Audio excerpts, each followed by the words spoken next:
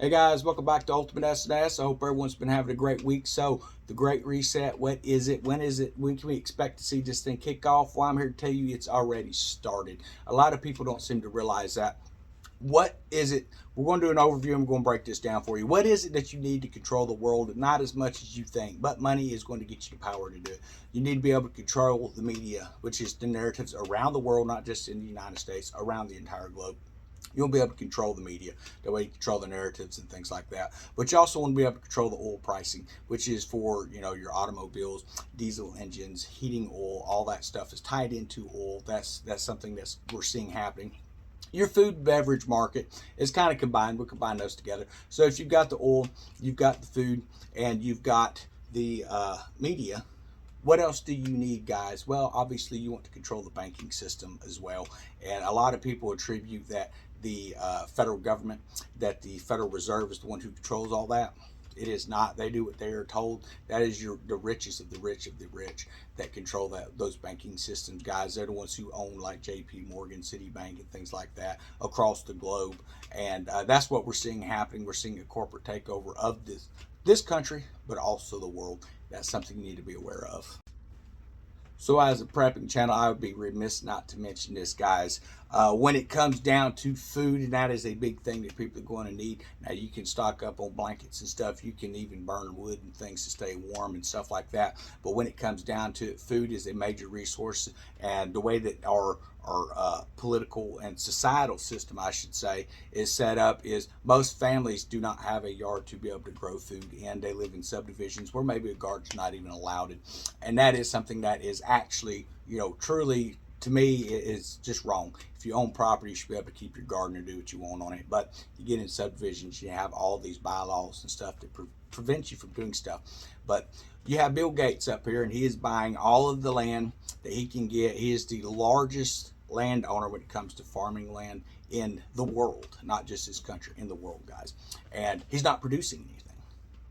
They've done everything they can to put these farmers out of business, and we're talking about farmers that have been going for generations. They've put them out of business, basically forced them to have to sell. We're seeing it continue on within the Amish community now, these new taxations, these new policies and stuff that are really putting these people in a lot of hurt.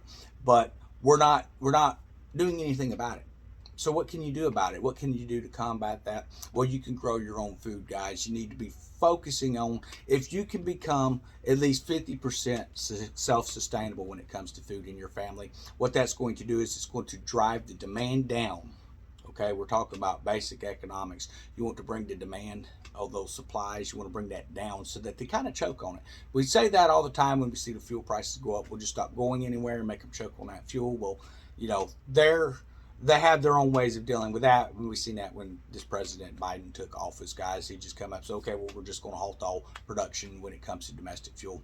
So it doesn't really help if you don't go out and buy as much fuel now at this point. But I think we need to understand what is happening. You're trying to figure out, the Great Reset, which is tied in with a one world government. And how can you get to that point? Well, you want to make sure that just a few people control those things, and then they will elect for themselves an official, and then we're going to be in our tribulation period, guys. People need to be aware of that. That's what's happening. We're seeing it happen all around this world, not just in this country. But that's what gets me is most people focus just what's happening in America, and there's a lot of bad stuff happening in America, but it's still not quite as bad as it is in several other countries that are out there. So there you have it, the Great Reset in motion. I think people need to be aware of what's happening. You have the four major markets of the world that are being controlled, and we know who controls most of those now, guys. You're looking at people like George Soros, who used to control a big part of that food market, but it looks like Bill Gates is fixing to really give him a run for his money on that. One of the things you need to be aware of is Gates is not looking to do heirloom crops. He's not looking to do natural foods. He's looking at lab cultured type stuff. And when it comes to your vegetables and your fruits, he's really pushing GMO a lot. And where that will tie into will be like for your Monsanto groups and stuff, Roundup and things like that. So the stuff that we know that you don't really want to eat, But if you have to eat it, you just have to eat it, or you can grow it yourself. That's what you need to look at. You have genetically engineered, and you have genetically modified, and that's one of the things that you need to look at when it's food. When you're looking at GMO food, that's different than GME food. So I think people need to realize that when you're looking at an engineered food, you need to look at something. Look at it from this standpoint. If you take and you hybridize food, which is say you have a type of a corn that has a really good flavor, and then maybe you have a type of a corn that gets really large but doesn't have much flavor, you can cross pollinate that and potentially make a new product that's going to be larger with a sweet flavor. And that's what happens with corn. That's actually considered a GMO product, even though it's not technically engineered and it's not been modified in a situation like that. It's a hybridization of pollination. That's what you need to look at.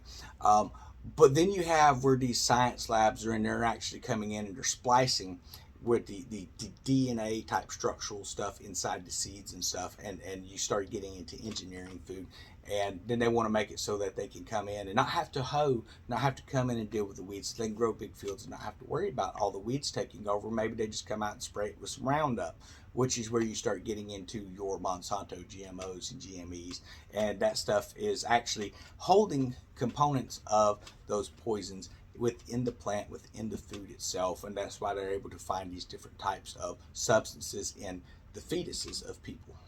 You need to understand that. That stuff is going to kill you. It's going to start messing our generations up. And that we're already seeing where Monsanto is getting hammered in the lawsuits with Roundup. I mean, it's been going on probably for the last 5 or 6 years or so. So they kind of have slunk back a little bit, but now you see Bill Gates is coming up into the market with his stuff, and I'm expecting by next year we're going to really start seeing a lot of that hitting the stores, hitting your shelves out there. I believe it will hit the international market before it hits this market, but it's hard to say. I don't see it doing very well in Europe to begin with, because there are a lot of the European nations and stuff.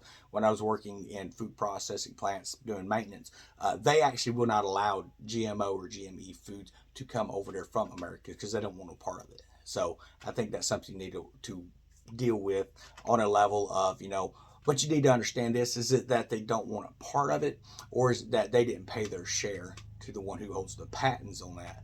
To think that someone can hold a patent on food, think about that. That's pretty bad that someone can actually own a patent on food that feeds the world, and they get all the cuts of everything, and you can't even grow it unless you pay them. You pay them to be able to work your own field. And that's where we've headed. That's where we're at. So people need to be aware of that. It is a corporate takeover of the world governments, and I expect it's going to get a lot worse before it gets better. But it's up to you of how much it impacts your family. You can either one, just continue to pay these high prices, or you can start becoming more self-sufficient.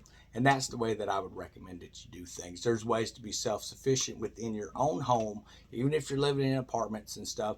I've never seen an apartment that says you can't have house plants. And there's nothing out there that says that those house plants can't be tomato plants or, cucumber plants or squash plants or whatever it is that you want to grow. Now, mind you, you don't want to be getting soil and dirt all over the ground. You want to make sure that you have good planters and stuff. Maybe lay down some plastic or some bisqueen. That way you're not making messes. If you do it properly and you do it responsibly, you're not going to hear anything from those landlords. But I hope everyone has a great day. We're going to hop off here.